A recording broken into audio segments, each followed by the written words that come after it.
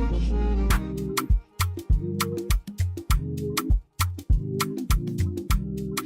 guys, welcome back to episode 3 of the Lead podcast. Okay, they're not making noise. My name is Faith. My name is Blessing. Naomi here. And we're just here to empower our women in everything we do. Yeah. Yeah, just different topics or what now. How are you guys today? I'm doing good. June is over, guys. June, I know, right? June literally June's over, is it tomorrow? Oh my god. 30 days, half September, April. Okay. Yeah. June is over. Like, what even happened this month? Gosh. Yeah. Life. The weddings this week is crazy. Weddings this week. Sharon, my girl.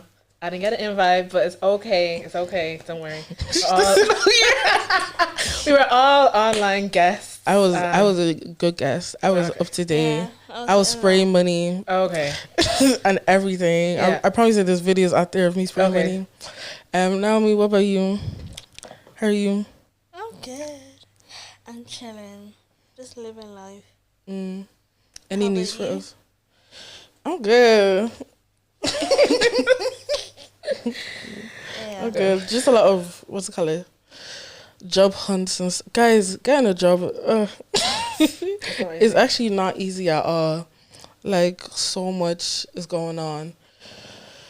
You apply for one job and you're doing like 6 interviews or tests or assessments. Could never be made. Okay. Read the room. Okay. I can never understand it though. Like, why am I doing 6 interviews for a job? Like, We need to jump through the that's hoops. the whole. Nah. Let me know. There's one, I was a graduate role or whatnot, and I did like 3 interviews beforehand. I did a video one, I did on phone, and I did a like, you know, when you get a call or whatnot. Yeah. And then I thought I got the, like, I was hitting every mic. And then they made me come to an assessment center or whatnot. Like, literally had to pay for parking or whatnot to go to the assessment center, and I didn't get it. I was sad. But I was like, after all of that, like all that effort and all for a job that, you know, you're probably not even gonna get. It's crazy. I think that's insane. It is, but that's life now. Like, you want a job, you have to go through all of that. Recruiters need to do better. I don't Yeah. understand. And then they'll be asking for entry level job with 7 years of experience. It's ridiculous. Anyway, let's not talk about that. So, guys, I have a dilemma that. First of all, what's this episode about? Oh yeah. Yeah. Oh, today we're gonna be talking about balancing traditional and modernity. Yeah, did I get it this time? Yeah. Modernity, modernism. Same old Is it thing. mod- So Modernism. balancing, Yeah. you know, our cultural aspect. You know, we are diaspora babies, and you know, love Nigeria. Nigeria is literally at the top of their game right now. Oh, I didn't see. I didn't see the green aspect, but you know, and the cultural back home, our parents who came here and all, but also us being in a different country and a different culture in the country where we're from, Ireland, and the culture here in Nigeria is different as well. But then also just a modern aspect of life, you know. Technology and the way of life is different. How society works is different compared to back then. The traditions, and Nigerians hold tradition very well. They love their traditions. So just balancing that as a girl, you know, different things as a woman, and nowadays seeing if, you know, it's actually worth it holding on to these traditions or just moving on to be modern, or, you know, actually sticking with your traditions and letting go of modernity. I think that's how you say it. Modernism. I think modernism was right. Is it this? I think those are different words, but anyway. Oh. So we have a dilemma. Just a quick, short, you know, dilemma to just set the foundation of what we're going to be talking about today. So I'll read it out. Aisha is a successful, an established woman who's happily married and is looking to start a family with her husband. She hopes to hire a nanny service so that she can pursue her career after having her children, you know, after maternity leave or whatnot. Her husband is in full support, but her parents, who are traditionalists, are opposed to the idea, as they believe it's not tradition for a woman to for a woman. English is hard for some people. For a woman to leave the family. For a woman to leave her family. No. Who wrote this? Oh, okay. That's too much. Wait, for a woman to leave her career. Oh yeah, I scrapped that middle sentence. Yeah. They believe it's not traditional for a woman to leave her career and no. She believes it's not traditional for a woman to leave being a full-time mother and join. I don't understand. This sentence don't make sense. Okay, I'll start again. Sorry. Her husband is in full support, but her parents are opposed to the idea as they believe it's not traditional for women to leave. Yeah. But they believe it's not traditional for a woman to continue her career, and they believe that she should be a full-time mother while also leaving her career as well. Yeah. Whoever wrote that needs. Listen, whoever dictated it, that's the real thing. Okay, so what do you guys think? What should Aisha do in this situation? Pursue your career. Yeah, frankly, if her and her husband are on board, that's her main family right now. I don't know. Let me be somebody's advocate right now. I would say, I feel like in your child's prime years anyway, you should want to be there. Mm-hmm. And the world is crazy right now, literally. I feel like that's more, let's say if I was in her shoes, that would be more my fear of, how do I say it, somebody else taking care of my child and going straight to work. Like, maternity leave is, how long is it in Ireland? I think 6 months. 6 months. But you work to almost 9 months, kind of basically. Well, it's up to them. Some people leave earlier. So it's really but I think they come earlier. They come back earlier then. Yeah. Depends on your circumstances, bro. Okay, let's say 6 months.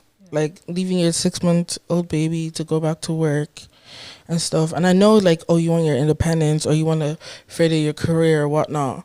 But at the same time, you just gave birth to your child.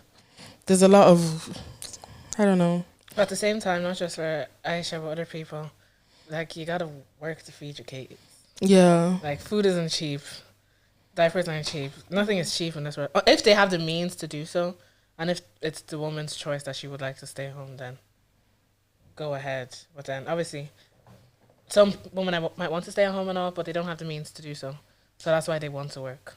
But not they want to, but they have to work because they have to earn a living in order to buy stuff. But she probably has the means to be hiring nanny service. Yeah, so I'm looking like her husband is quite well off and established. Yeah. And her too. Yeah. If she has a successful career. Yeah, obviously, but I feel like he's probably maybe capable of, taking care of the family and everything like that. Mm-hmm. But I just personally believe that just because you're a mother, that shouldn't be your whole identity. And it's not your full 100%. It's part of your calling, but I don't think it's 100% of your calling. I'm more than a mother. You know what I mean? I'm more than whatever it is. If God has called me to be in the finance sector, then I'm going to be there. And why would I limit myself because I have children?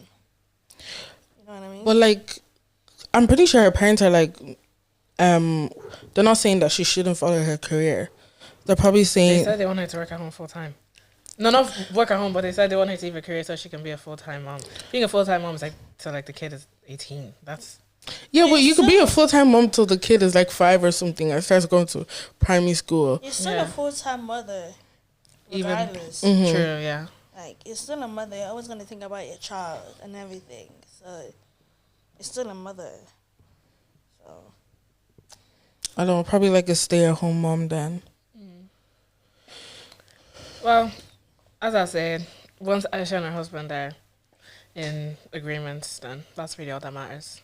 Yeah. At the end of the day, because that's her immediate family now, not the parents. Yeah, You know, she these left are it. just the what's the word? Additional add-ons, No, they're not addition. Jesus. the remnants. Remnants. Your parents are remnants after you get Extended married. family. Exactly. Extended. Blessed. Listen, just get. I'm showing this to your mom after. Yeah, they're okay. Not too, okay. Yeah, Yeah, you but the extended family. Yeah. So, and if they have a problem, they just need to just talk about it. I won't say it's like a problem. It's more like it is a traditional thing that women in Nigeria anyway. No, is it? Because everyone is all open now. Like the world is evolving. So the world is waiting for nobody as well. Exactly. That's it. And things be happening. But I don't know. Like I feel like even at that, I feel like you should wait a while before you go back to, because you're even like her career has not stopped because she's now a mom and she's taking care of, she's a stay-at-home mom full time. Your career can stop. She can pick it up though after 5 years, can But she? you Know? know, It depends. it's not though. as easy. Yeah, but if she really wants to, strive hard, hustle Obviously, together. she can do it, but Mm-hmm. I didn't like what I've heard. Right, so like some people they like after they stay home with their children for like ages and they stay home mom or whatnot. They said like especially when you keep hearing baby noise all the time, it starts to affect the way they think, and they're so used to like the baby language because they barely interact actual English with people because obviously they're home alone all day, take care of the baby, and they're speaking to themselves. And you know how some people that go kaka, to the baby. you know how people can be to the babies and talking baby language. Yeah. But I actually heard that it actually does affect the mind and the way they think about certain things. So some people don't thrive on taking breaks. Some people they need something else, or else it's gonna affect their depression, especially when it comes to postpartum. That's a big topic. So people have different ways of dealing with certain things. And there are some people I know that they're like, oh, I have a baby. I am not working for at least 4 years. I don't want to work. And that's them. Cool. But some people have that passion and that drive to be like, no, I love my child, but I want to work. Like Kim Kardashian, she just came to my mind. She has 4 kids. She don't need to work. But this woman... She's been working and working. Even Chris, the mom, never stopped. They never stop. After all those kids. Exactly. So, yeah. They never ever stop. So it's just more of a thing of, it's up to like personal preference. Like I was watching a snippet of the Keeping Up with the Kardashians, and they were having an argument, Khloe and Kim. So Khloe said, "Oh, I want to be a mommy." Yeah, Khloe is really... Yeah, she wants to stay at home I want to be a mom. Dinner with the kids, isn't it? Exactly. Yeah. And then Kim is like, you need to get a life. You need to go out. You need to socialize. And all of this. So they kept fighting. And just like, Kim tries on working. She don't mind all of this. But Khloe's like, no, I want to make my daughter's lunch. I want to do this with my daughter. Whereas Kim doesn't really mind. So everyone has different preference. Like, it's really... up to the person. Yeah. I say at the end of the day, a happy mom makes a happy baby. Yeah. Because if a woman is like doing something against her own, not against her own will, but against her own preference, that's going to definitely dampen her mood, take a toll on her mental health and her ability to take care of herself, which also impacts the ability to take care of a baby. Yeah, because you don't want bad. to build resentment against your child. Exactly. That like now they're older, like because of you, I couldn't be. And it's so common. An actress or something. You know how some parents. And so like the way it sneaks up on people can be like can be. And you don't know why that's like you hear stories of people having terrible relationships with their parents and they don't understand why, but it could literally be like the smallest, it can be a big thing to somebody. They're like, oh, I had to take care of you, so I couldn't follow my dreams. There's actually a lot you hear from a lot of parents that like, oh, I had to work hard to take care of my children. I couldn't follow my dreams. I couldn't be a singer. I couldn't be an actress. I couldn't be all of this stuff because they were focused on taking care of their children. No, to be honest, that's your wala. No, that's bad. No, I mean it's appreciated, but at the same time, how is it like a 2-year-old gonna like fend for themselves? Like the parent needs to work and put some stuff aside, you know, because you have a whole life that can't take care of themselves. So you need to take care of them. Yeah. But then that's how some people never use that as an excuse to never go back to the things they wanted again.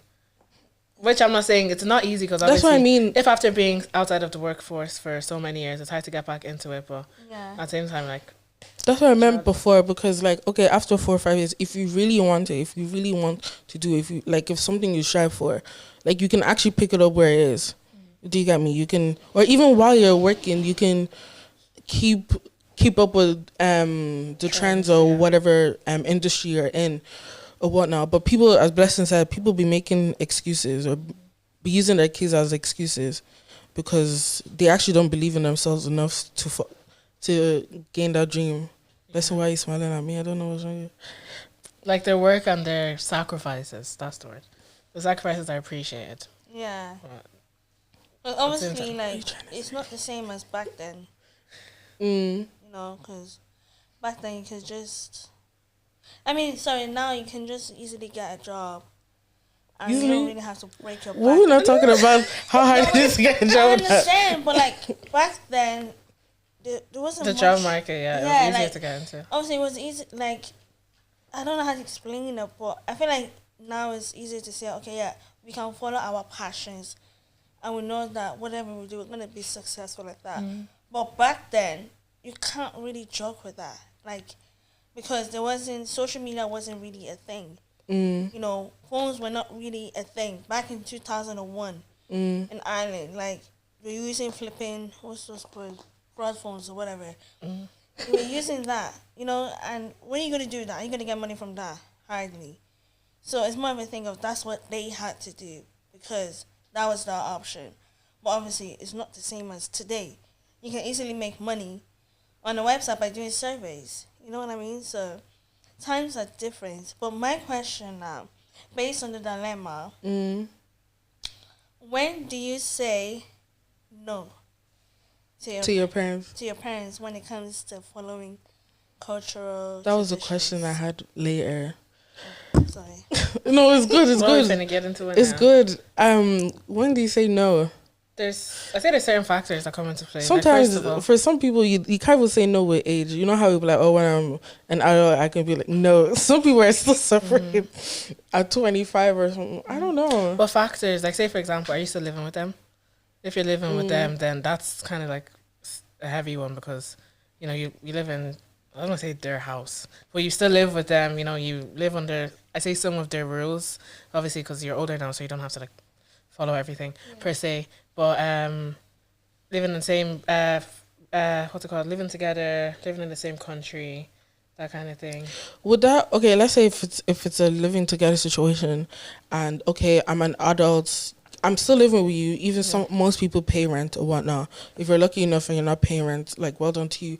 But would it not be, if you're not arguing with your parents over what I'm talking about, would it not be the parents not abusing their power over their child? I'd say so. Because it comes to a point where, like, you're not relating to me as a child anymore. You're relating to me as an adult. But some people still see their adults as children. That's why so much. That's an issue. That's why, like, your 25-year-old, you're still seeing them like as like a 15 or 5-year-old. Yeah, being like, because like you're working now, you're making. Okay, let's say in Ireland anyway. It's expensive to rent out a place by yourself. So living with a parent makes sense financially anyway, and obviously they want that type of. They're an adult, so they want freedom if they want to go out and stuff. But now if you have a parent saying you can't come back or you have a curfew at a certain time, even though you're of age to be coming back anytime you want. I'm just using that as an example. But how do I say, like, that is an issue that you're seeing your child. Obviously, they're your child. No, it's going to be your child. Yeah. So what happens if you say no now and they say then if you can't live by my rules, you get to be, what happens then? I understand that though, because you're under someone's roof. It's the same way if you rent out a house and you disobey the rules. How would you answer your question then? When would be the right time to say no? I feel like if it goes against your values as a person, so that now you know yourself and the certain values and morals that you have, and it goes against it, then I think you should say no. Can you give an example?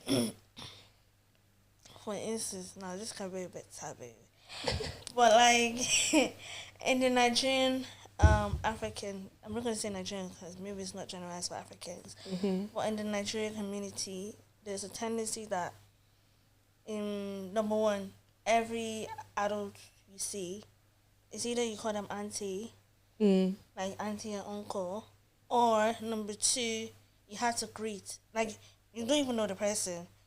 And it's like, you have to greet them because that's respect in the culture. And the third thing for me, I don't kneel down. Like, the whole kneeling down. No. I kneel down for some people. That's some a respect people for would them. be like my granddad. Like, but it's very rare. Like, I was like the full kneel down or like just like the bend. the full kneel down. Okay, but you, like, I don't would think you I've still, ever full kneel down I for don't full kneel anyone down for apart from my anyone. grandma. Yeah. Yeah. Whoever is telling you to do this is... Like, some people actually are very traditional in that aspect, and this like can never be made. I do a lot of the bending down, Yeah, like the quick 1, 2 and the then quick- back up. You know. just to show that you're down, like just to show that you're even going down. Yeah. That's what they really Yeah. care about. But like, wait, continue what you're saying. Yeah, but like those are like the things. Like, for me, the only person I'll probably go down on my knees for, except for like obviously like special occasions or whatnot, is for God, and that's it. Like, I would never understand why I could meet a grandma and had to be on my knees. Like, if I meet a pastor, I don't think I need to be on my knees. Like, just I'll a lot do of a culture play into it. yeah, to I'll be just do a honest. bit of like courtesy bow. Yeah, maybe. yeah. But then that's it. Like, I'm not gonna go down on my knees and then it's just say hello. Yeah, because me too. I'm like, why are we doing this? Like, I get it's a culture thing to show respect or whatnot, but you can actually show you calling them auntie or uncle, like showing them respect, in my opinion, instead of calling them their full name. Do you get me? Even the auntie and uncle thing is a bit. It's a bit scary. I don't tell anybody when it's Nah, I just say ma. Yeah, I say ma, sir. Yeah. That's it. Like, no. Unless I actually view you as my auntie, then that's the only reason. True. But not for me to meet somebody and like, oh, you're my no. Because I've had experiences where, like, let's say I'm in Lidl or something, and there's like a black auntie. Is always a black auntie that walks by. The most, especially if you're looking at me, the most I'll do is smile at you. I don't know you from I wouldn't even look at you. from That's anywhere. the funny thing. No, but obviously you can feel when somebody's staring at Yeah. you. To get me, and now you're staring at me. I can see you staring at me. The most I'll do is smile at you because you're a stranger. I don't know you. If it's a white person, am I going to kneel down for them? But no, but you can tell that some of these aunties actually expect I'll say sort of greeting. some sort of greeting, Yeah. and I'm like, okay, I don't know. that's another thing. We're actually not in Nigeria anymore. Yeah. Just we're not in Nigeria anymore. We're in Ireland. If I start kneeling to every white person I see, they start thinking I'm crazy. It's true. Yeah. If we're going to be showing respect or that some sort of way, so I feel like that also, that culture-wise coming into like it's modern society now. Why are we acting like this? Why are we doing this? World has not evolved, but yeah, the world has evolved. There's no point in this. And then there's also okay, just because you're older than me doesn't mean you're like you should be. It's like, what have you done for me to respect you? But the Hey. Oh, just a general respect. Let's start with that. no, I mean, okay, like- obviously there's general respect. Yeah. Yeah. General respect is me not being rude to you Yeah. in general. Yeah. But then anything after that, why? You know what I've come to realize, right? A lot of African people is like sensitive, and like you can say so just because I disagree with you does not mean I'm being disrespectful. So true. Oh, you have an attitude. Yeah. Yeah. Like, why you getting aggressive? Why you getting angry? I just said something, and if you don't agree, that's fine. But like, it's just a tendency. Okay, because I disagree does not mean I'm being disrespectful. I just have Different opinions. exactly. Like, And that should be, respected. because if we're getting that from African people and white people, There is no safe space. I don't know. Where is the safe space? Let me know. So yeah. So I say to answer it. Well, Naomi did answer your question. No, you answered your own question. When the right time is to say no. When against it goes your values. But there's so many like young people that compromise because they know what's at stake. Like all I can think to my head is just like the living situation. Yeah. I mean, so like obviously they have to compromise some of their values or say freedom per se because they won't have any. But also I think education, like with all due respect, but with it like educating your parents, so kind of sharing your own view on certain things can also enlighten them to see why you think a certain way, and that way there could be a compromise. Because obviously we've communicated that aspect. I understand there's some situations where you can be stubborn, but I also think nowadays, African parents are coming to an understanding of the integration of the cultures. Yeah. And I think obviously now they're way much more lenient than they would have been, let's say 2005. Yeah. They're way much different now because obviously they're learning to adapt to the culture. So I don't think it would be as hard to be like, okay, I don't believe in this, and this is my reason why. But I also think it's also important that you also respect the culture. So you can disagree, but you can also respect it. Yeah. You know what I mean? It's two different things for you to disagree and disrespect the culture because, everyone does things their own ways. There's certain things, different cultures that you don't agree with, but you can just respect it and be like, okay, yeah, that's you, but as for me, it's not my cup of tea, and that's fine. What would you advise someone that they kind of talk with their parents?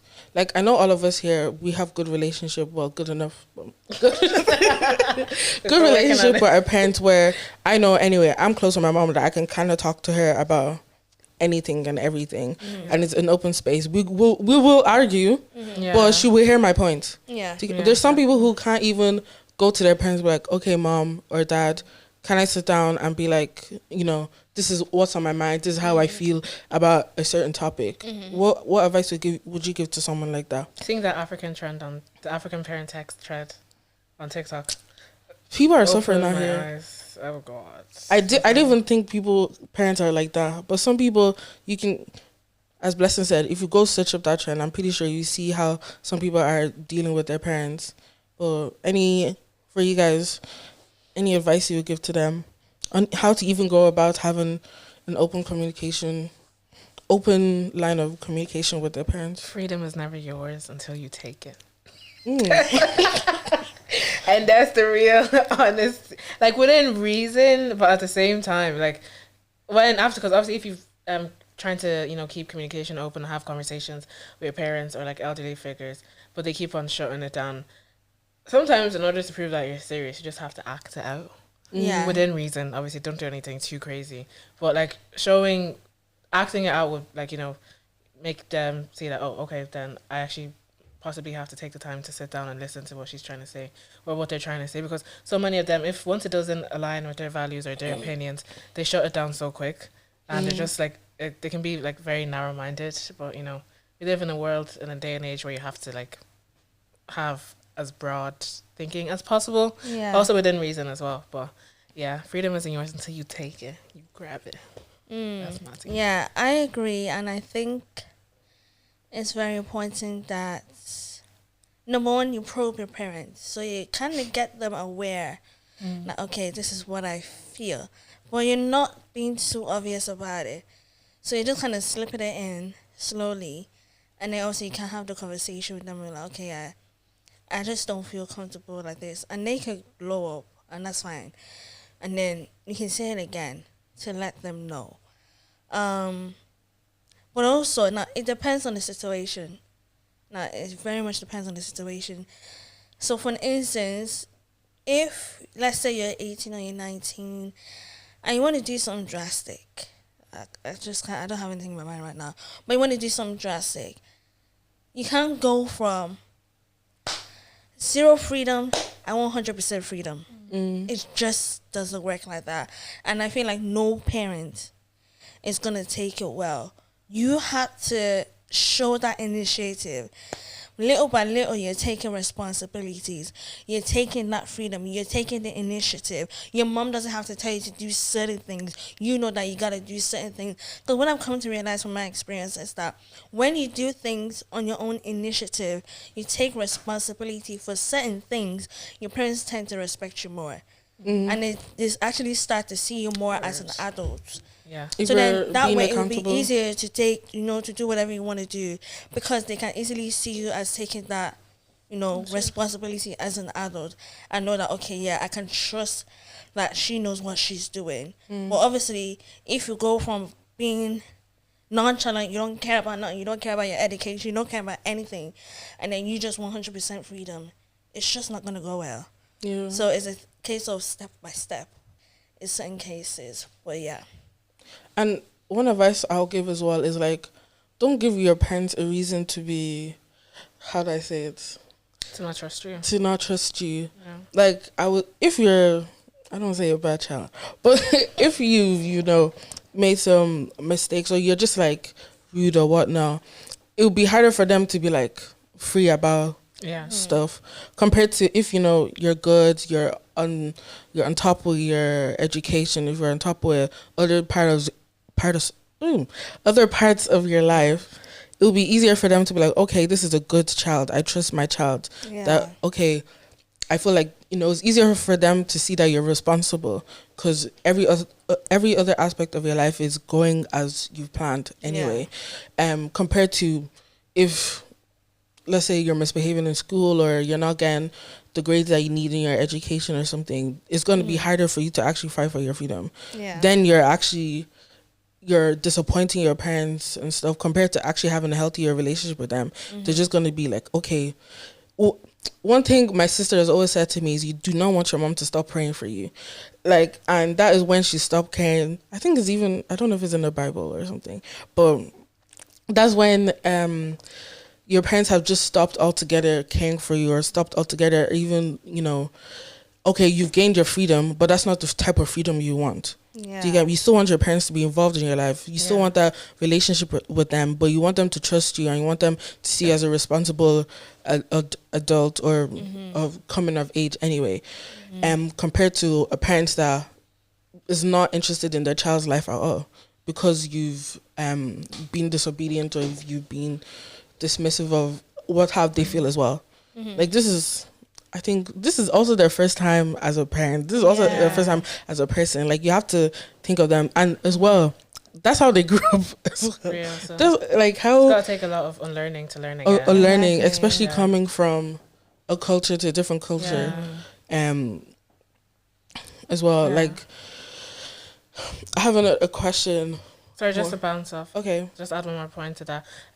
You said, how would you advise? Well, I don't know if, coming from a Christian faith, I say one of the things that helps is just asking God to soften their hearts, because that helps. Because sometimes you might be in the wrong, but sometimes you might be in the right, and your parents are in the wrong. But because they think they're the parents, they know everything per se, and they know everything.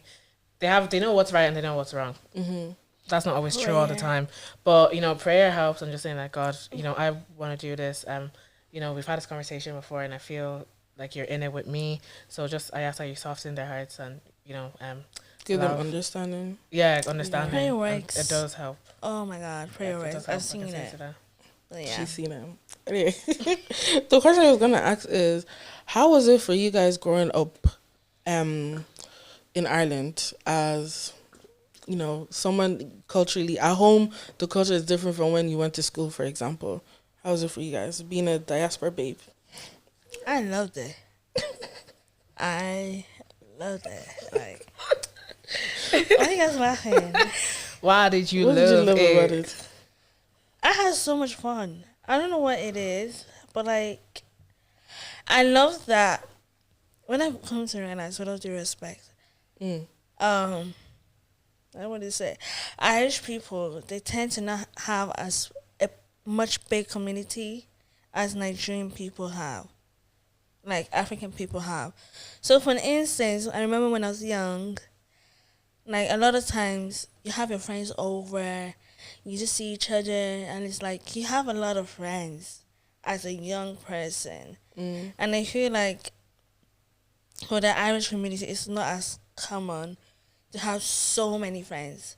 Like, for instance, I could go to, like, I remember when I was young, and let's say my mom has a choir administration in the different church. I'm pretty sure I'll go to that church and I know at least 2 people. You know, okay, yeah, I get you. You get what I mean? Yeah. So, like, everywhere I went, I knew someone as a child, and I absolutely loved it. Like, it was amazing because my mom wasn't really that strict when it came to, like, stuff. Like, my mom wasn't really, like, that Nigerian strict. She never really, like, we didn't grow up speaking Yoruba in my house. We didn't grow up, just the whole taboo, like, how Nigerians are in the home and this. Like, my mom wasn't really like that. Just more of like, yeah, you guys want to go and play, make sure you take care of yourself. You go outside and play out for hours. And, like, I want ice cream. Mom, can I please get ice cream? And mom would always give us, money. So I did. So you were living nice. Yeah. Like, my mom was. When I was in trouble, I was in trouble. Oh yeah, real. But other than that, my mom was pretty. I loved it. I loved it. So you feel like your mom was very integrated with the culture anyway? Yeah, I feel like Because I feel like also she went through a lot in Nigeria. So then I don't think she wanted to kind of give that to me and my brother. So she was like, yeah, maybe that's how they do things there, but then she may not want that for your kids. So the same way, like, the things that maybe my mom did to me that I would never do to my child. So I feel like that's what she did. So she was changing. Yeah, she was basically changing that pattern, that she doesn't want to be so hard on me and all of that. Like, so yeah, I had a good time. But yeah. I say I had a bit of both. Yeah. Like, we all know my dad. We all know my daddy. Living our life before. He would be I'd say, like, bad cop, but he would be more like the harder parent. And I would be like, not soft, but like, not lenient as well. She could be, if she heard that, but more like understanding per se. Understanding whether it's because, like, I'm the only girl, so, like, we're only the only girls, like, in a 3-2 ratio with boys to girls. But yeah, so it was, like, nice having, like, a bit of both. Or, like, they're still very, like, set in their culture, but with time and with growing up, what's it called? Like, they unlearned a lot of stuff, and they still have some, like, set mentalities. Some are good, some are not so good. We're unlearning, we're adapting, we're compromising, but it's been good so far. And having an older sibling who, like, tested those things. I'm the only girl with 2 brothers, one older, one younger. But I say it would probably have been way different if I had an older sister who have, like, softened the hearts more a bit. But having, like, an older sibling who broke down some of the barriers and boundaries, it helped. Yeah. And you were gonna say something, yeah. Before you say it away, I was gonna ask, how was it for you being, like, the only girl?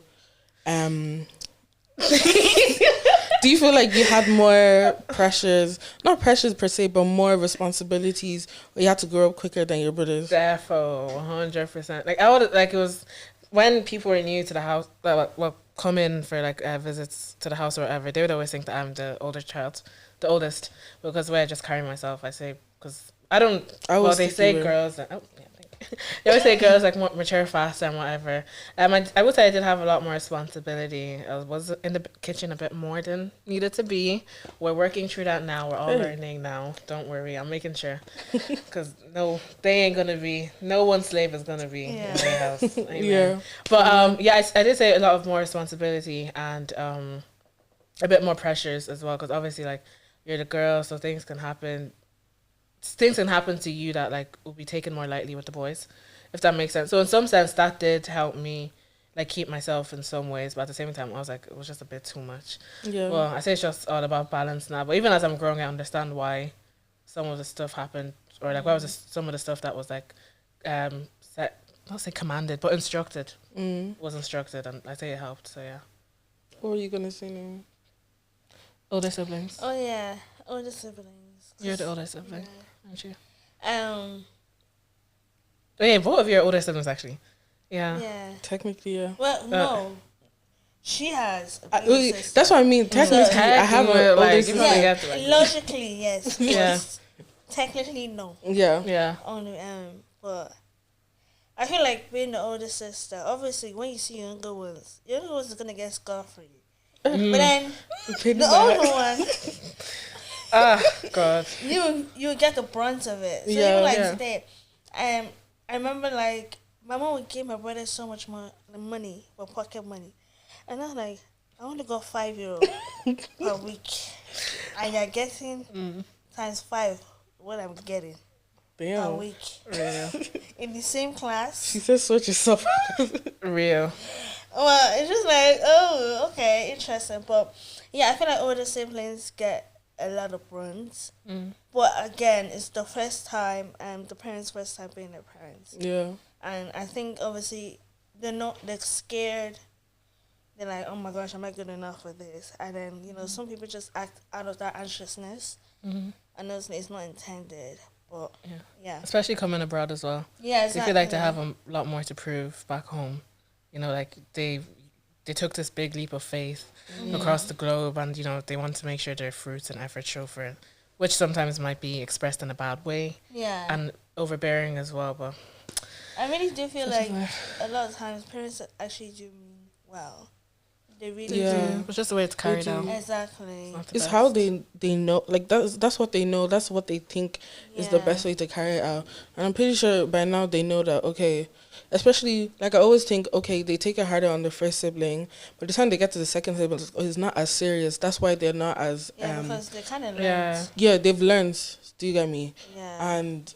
But, like, for me, to answer the question as well, how was it for me growing up? I think it was good. I grew up in a household where my only thing is... I grew up in a household where the culture was there. My mom and my sister always talked about Nigeria. Yeah. My dad as well was always like, you're Nigerian. It wasn't that type of... 100%. I wasn't that type of one that's like, I said I'm Jamaican or something. I was like, thankfully, and knowing that my parents and my sister, because she was a few years older than me, and she came from Nigeria. She grew up in Nigeria before she came here. And knowing that all of them were so proud to be Nigerian as well, I was so proud to be Nigerian. Yeah. And I think a plus for me as well, primary school was just full of black people. I don't know how... We went to the same primary school. It was literally black people central. And it was a plus because everyone was so in with the culture. But I've heard stories of, people who, they were the only black person in their class. Do you get me? And it was harder for them to be as proud because there was nobody to be like, yes, to back them up. Or like, oh my God, that happened to me as well. Yeah. Or, oh my God, they didn't have that sort of community. It was probably harder for them to, grow up in a diaspora. But I feel like one thing is that everything was kind of watered down because we weren't taught Yoruba or anything. I'm Yoruba, so we weren't taught like our cultural language. The only reason why I understand it is because I wanted to hear the gossip. There was no reason to why I understand it. And I feel like my parents just thought it was better for me to learn English because I'm here, instead of instilling that you can learn the two languages and get on with it. And even now, my mom was like, "Oh, you should learn Yoruba." I'm like, why didn't she teach me? Why is it my responsibility? Today? But I was just saying, like the European kids or like Polish kids, it's like they come like speaking Polish straight off the womb. Yeah, it's actually I'm like, but then I do know that some of them go to school like Polish school like to learn so young. Yeah. So yeah, I'm just like, damn, could have been me. Yeah. And what else was I gonna say? Sorry.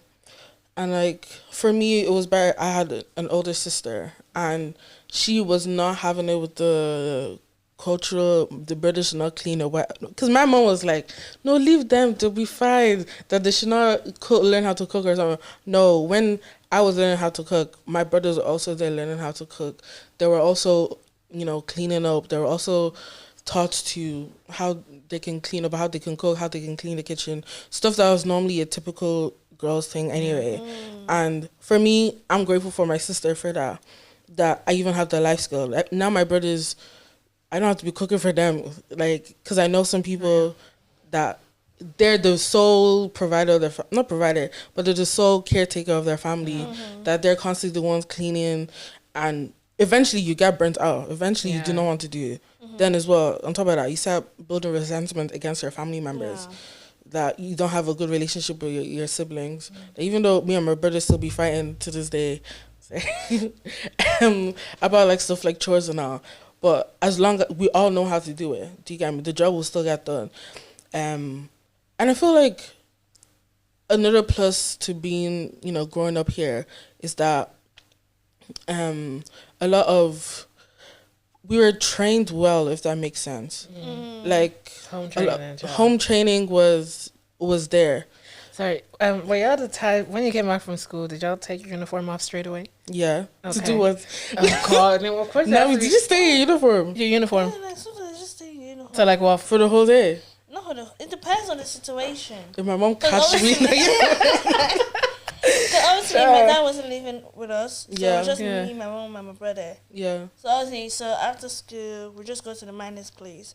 So if Yeah, I we have went a to clothes, mine. so we change. But sometimes That's actually true. Thinking about it, like, cause we for a few years anyway, when my sister started going to college, that's when we started staying with a minder, and I don't know if we brought clothes.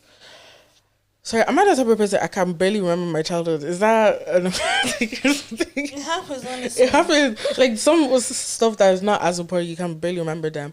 But I remember going to my childminders, and she was one Nigerian lady in a house full of kids that so many different type of kids. And I feel like that's where the community aspect comes in, because if my mom didn't know her, if someone didn't tell my mom about her, she would then have to start paying loads more for childcare for 3 kids. That's childcare in Ireland is expensive compared to having an auntie that, okay, she doesn't work, she's a stay-at-home mom, but she can, mind a few extra kids, paying her a few extra.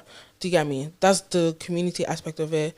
Like, as well, I remember growing up, one thing I loved about being a diaspora babe anyway is that the cousins, like, the sisterhood with our parents. I will say sister because my dad was as around as much when I was younger, so my mom and her friends that they came to Ireland together, close to this day.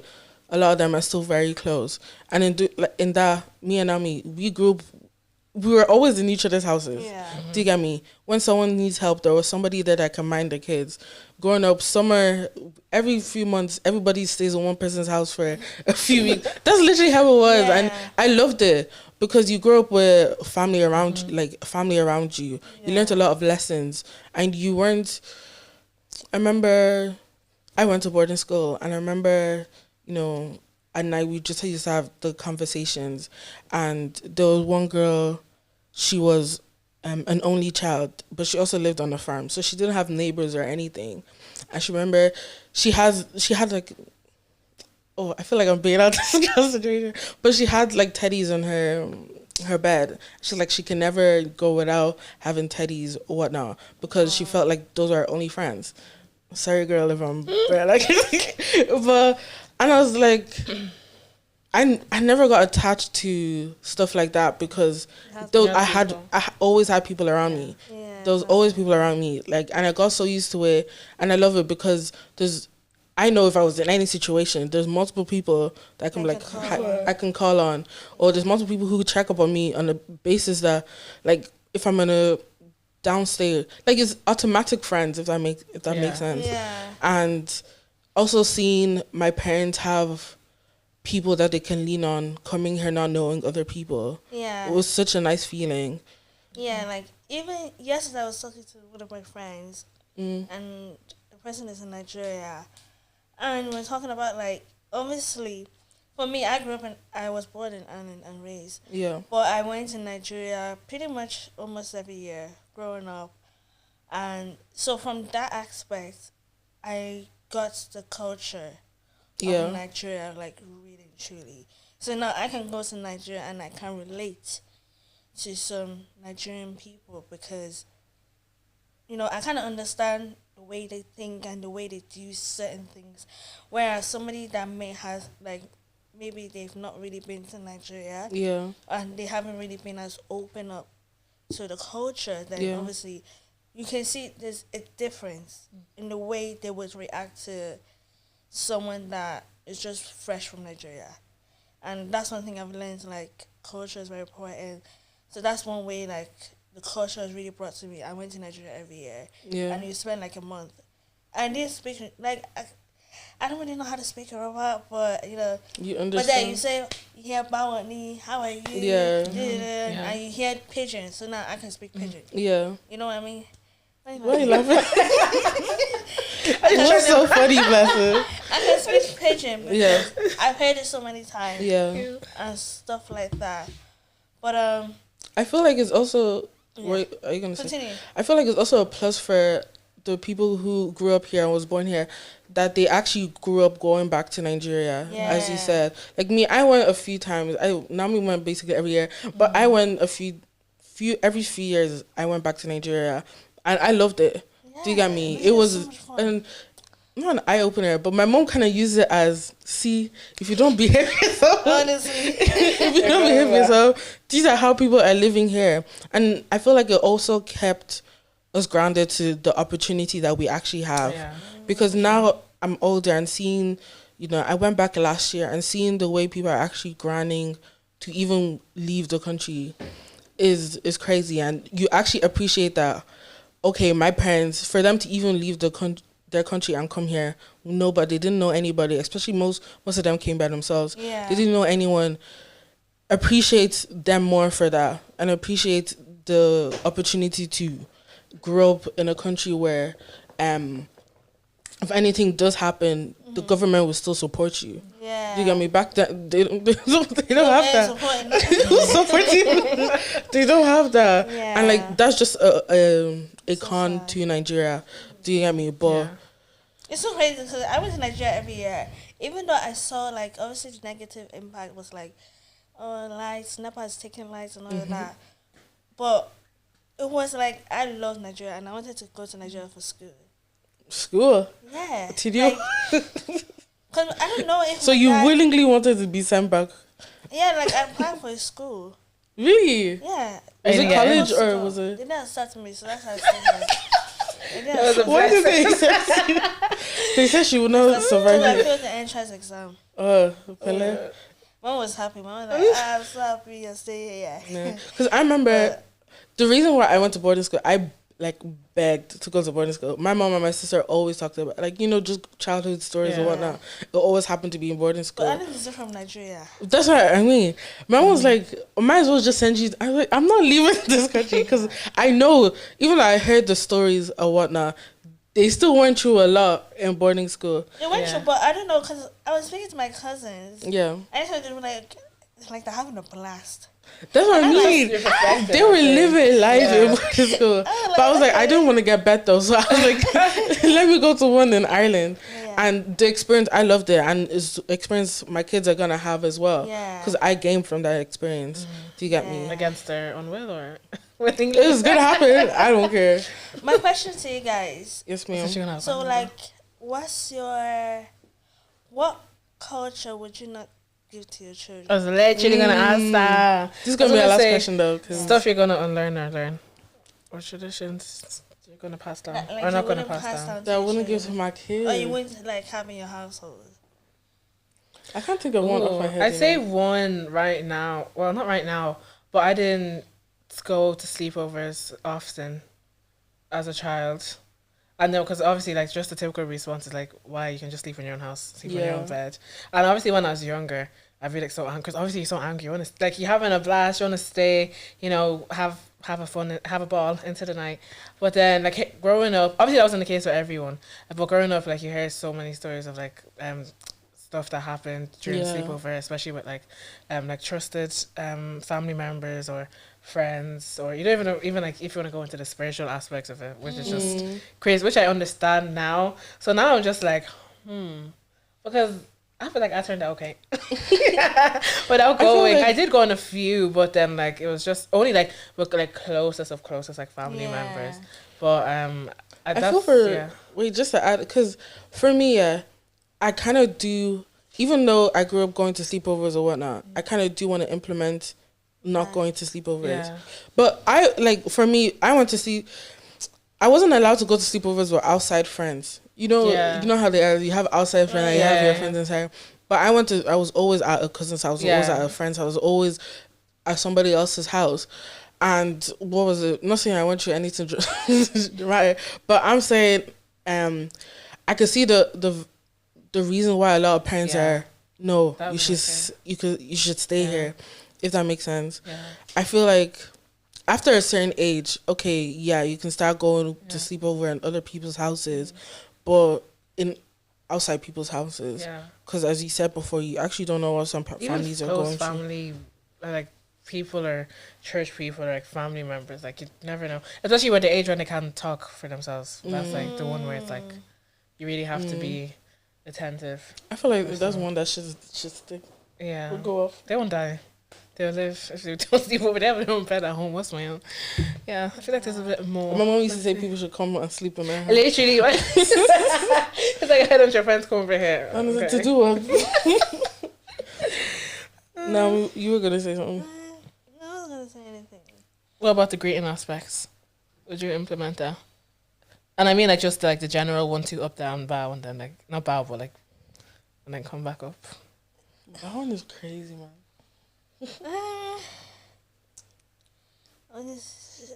I think just make sure you say hello.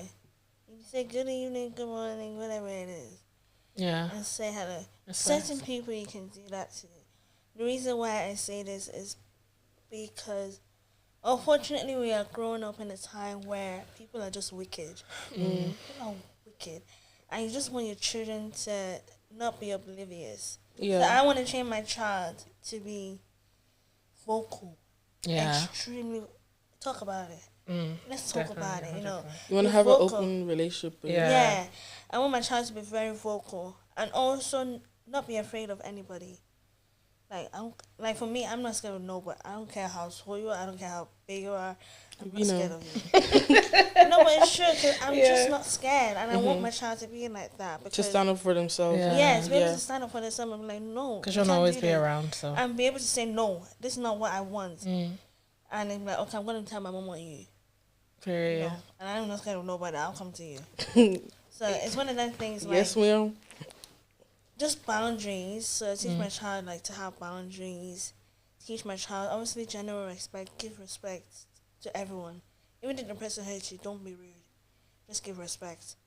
But you don't have to talk to the person. Just give hello and bye. Yeah. That's it. And yeah, just not be a pushover. Be discerned. Like if you really have bad energy if you feel really bad energy from someone, you don't have to say hello.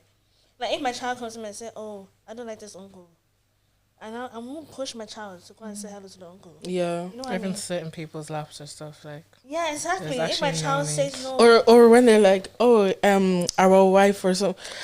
Jesus. Jesus. If anybody says our wife to my, oh, you're dying. I'm sorry. What do you mean? Like, I remember my mom still talks about, I feel like my mom was just marrying me off when I was a child or something. But she was like, oh, that's your husband. I'm like, Mommy, why are you prophesying? It's basically prophesying relationships that I should not have. I remember a neighbor of ours that we used to live beside, and they used to be like, oh, you guys are boyfriend and girlfriend. And I know people do it to be cute or whatnot because they're kids and they're friends or whatnot. But for me, it's just sexualizing children, which is something. It's true. Like, why do they have to be boyfriend and girlfriends? I don't think it's just a joke. I feel like wouldn't do it, but it's like, I know it's just a joke. I get it from that what's the word? Experience. Sense of humor. Oh, okay. So you're saying I don't understand? What are you trying to say? I'm just saying, like, you know how people have their own sense of humor that is different. Still, I just think it's weird. It is weird, but it is what it is. Anyway, for me, mine is no one can beat my child or hit them or touch them Oh my God. or something. I honestly do not care who you are. Oh my God. No. Even my siblings, they should know. My sister, like my nephew. Parents? What? What parents? If they're staying over. No, I don't think my mom For would me, beat my it's child. like you should tell Real me. same. Like I know my sister and my siblings will discipline my child. Do you get Yeah. me? But for you to physically put your hands on them and then you wouldn't even tell me. It's my child that's coming to me telling me that so and so beat me. That's when I have a problem I with just it. don't think you should put your hands on somebody else's child. At all. You shouldn't even be doing that. My biggest I sin don't know is why using it's so. objects. Why are you using an object against the child? That's just. These are objects. As No, if but your, like, as if your hand back wasn't then, enough, like, yeah. You get the ever cane or like Yeah. belt or something. Like, are you Someone's crazy? picking up a belt to beat somebody And they're else's child. crying and they're saying stop crying. It's just not. It's just not logical at all. No, I just can't no. Like don't there's put ways your to hands. discipline children apart You from want to see me physical. enraged, you do that. Because you can tell the parents like, okay, your child was acting. Because Yeah. children be acting up. Oh, I know. they know and they know. They be But tell the parents, let them deal with it, and then if the parents just don't like, that's them raising Yeah. their child, or advise them. Okay, I feel like you should. This is the way you should discipline this child. But for you to take your own action, take I think actions you can into your own discipline hands. the child, but the different ways you can discipline the child. You Yeah. don't have to put your hands on the children. Yeah. Yeah. That's And then just not tell them that you beat. Yeah. That's the difference, right? Yeah. One last thing. Anyway, okay. I'm gonna say that I'm gonna do. Well, I say growing up from experience. Not that I was like forced into the church, because I say my parents were like very active in the church, so that was a Yeah. big one. So that definitely raised me. Like I was in the church in different like departments and whatsoever, and I say that helped with like community, making friends, and even like your own personal relationship with God. So I say that be very important traits, because like I deep like what was it last year, like I think it was last year, like we're gonna become like the praying mothers. I'm praying. Are we not already praying? Exactly. Yeah, but the praying mothers, you know them ones where you wake up like at 2 a.m. and you feel your mom's hand on you, and you feel that You're good. That's good. That's gonna have to be us, you know. So like, train up your child in the way they should go. Just involve them in the church as much as they can. Not necessarily force them, but like involve them and explain to them why. Because some parents just throw their children into church and do this, do that. That's what you're gonna do. No, Yeah, like that's children, why. God can speak to children, Yeah. and children can be used of the Lord in different ways. It's not necessarily one way that you know. So just involve them and explain to them as much as possible, and then like stick them with God. And not to use church as babysitters. Yeah. Like I feel like that's a big problem. Stick them with God as young as possible. You just stick them in a room, and I know you two, you want your time with God and all, but like I remember, because now I'm a children's teacher, crazy. I remember we were talking in the class, and one of the teachers said that train of thought has disappeared. One of the teachers said that a lot of parents their child only experiences church on a Sunday, not during the week. And Word, that's so true. and it's so true, because you're not showing, it's just a Sunday thing. Do you get me? They're not actually in Christ. They're not actually having a relationship with Him. It's just a Sunday thing. But when you show a child that every day we're talking to God, or every day we have our conversation with God, or every day we worship and praise, it's easier for a child to actually, because be children in are church. aware. They're aware. And They know. can impersonate and they can copy. So if they see you do something, don't be surprised if you see them doing the exact same thing. Yeah. Anyway, anybody else? You also have to remember that. When there's one thing I heard, sorry, last thing. But we also need to remember that, number one, for me, the big thing is explain. Explain what it is. I remember a lot of time, like, why are we doing that? That's just how we do it. Yeah. That's an answer. Why? Because I said so. Jesus. No. No. You just You have say to do Y it. and he says Z. What? They think they're so funny. I'm not laughing. Yeah, but that used to irk me so much. And it's Yeah. something that I really want. If I know that I want my child to be the child that God has called them to be. Yeah. I have to do my part as a parent, which is to break down everything. Why are we doing so? And I think it's very true that we should question everything we do. Yeah. You shouldn't just be doing things because that's how it's been done. That's how you easily make mistakes and do all these generational patterns. Yeah. And last thing I was gonna say, oh shoot, I forgot. Of course you did. But also the importance of community. Yeah. Back to the point we were talking about earlier on, that I grew up where I knew so much people because of the community I had around me, and so many of us can relate to that. The emphasis is, even though we are older and we're very, discernment about people that we know, and like, oh, I can only have 3 friends or this or that. Try and be open-minded, because we're gonna also be mothers and be all these like old people eventually one day, and it's like you're gonna need that community. So from now, start building that community. It takes a Build village. a village. Yeah, it takes a village. You need your village, and you need to build your village now. Not when when you're you have 6 your months child. pregnant. Exactly. You need to build it now. Yeah. Anyway, that was such a good episode. I love the so. conversation. Thank you guys for listening. Make sure you like, comment, subscribe, share to everyone you know. This is a conversation for everyone. I think it directs to even men as well, boys. Yeah, and parents. And not parents. just young people. Tell your parents. If you want us to talk more about, we can be the face that they shout at. Okay? Because I don't know you. Anyway, that is us for today. We love Bye. you. Have a beautiful Bye. week. Slangafo.